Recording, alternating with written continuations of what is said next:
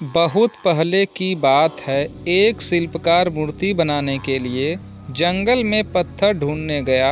वहां उसको एक बहुत ही अच्छा पत्थर मिल गया, जिसको देखकर वह बहुत खुश हुआ और कहा, यह मूर्ति बनाने के लिए बहुत ही सही है। जब वह आ रहा था तो उसको एक और पत्थर मिला। उसने उस पत्थर को भी अपने साथ ले लिया। घर जाकर उसने पत्थर को उठाकर अपने औजारों से उस पत्थर पर कारीगरी करनी शुरू कर दिया। औजारों की चोट जब पत्थर पर हुई तो वह पत्थर बोलने लगा कि मुझको छोड़ दो, इससे मुझे बहुत दर्द हो रहा है। अगर तुम मुझ पर चोट करोगे तो मैं बिखर कर अलग हो जाऊंगा। तुम किसी और पत्थर पर मूर्ति बना लो। पत्थर की बात सुनकर शिल्पकार को दया आ गई। उसने उस पत्थर को छोड़ दिया और दूसरे पत्थर को लेकर मूर्ति बनाने लगा। वह पत्थर कुछ नहीं बोला। कुछ समय में शिल्पकार ने उस पत्थर से बहुत अच्छी भगवान की मूर्ति बना दी। गांव के लोग मूर्ति बनने के बाद उसको लेने आए।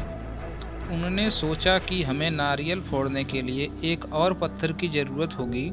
उन्होंने वहां रखे पहले पत्थर को भी अपने साथ ले लिया। मूर्ति को ले जाकर उन्होंने मंदिर में सजा दिया और उसके सामने उसी को पत्थर को रख दिया। अब जब भी कोई व्यक्ति मंदिर में दर्शन करने आता तो मूर्ति को फूलों से पूजा करता, दूध से स्नान कराता और उस पत्थर पर नारियल फोड़ता था।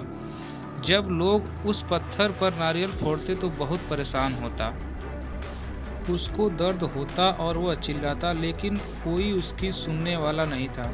उस पत्थर ने मूर्ति बने पत्थर से बात करी और कहा कि तुम तो बड़े मज़े से हो, लोग तो तुम्हारी पूजा करते हैं, तुमको दूध से स्नान कराते हैं और लड्डुओं का प्रसाद चढ़ाते हैं, लेकिन मेरी तो किस्मत ही खराब है, मुझ पर लोग नारियल फोड़ जाते हैं। इस पर मूर्ति बने पत्थर ने कहा कि जब शिल्पकार तुम पर कारीगरी कर रहा था, यदि तुम उस समय उसको नहीं रोकते तो आज मेरी जगह तुम होते, लेकिन तुमने आसान रास्ता चुना, इसलिए अभी तुम दुख उठा रहे हो। उस पत्थर को मूर्ति बने पत्थर की बात समझ आ गई थी। उसने कहा कि अब से मैं भी कोई शिकायत नहीं करूंगा। इसके बाद लोग आकर उस पर नारियल टूटने से उस पर भी नारियल का पानी गिरता और अब लोग मूर्ति को प्रसाद का भोग लगाकर उस पत्थर पर रखने लगे। सीख, हमें कभी भी कठिन परिस्थितियों से घबराना नहीं चाहिए।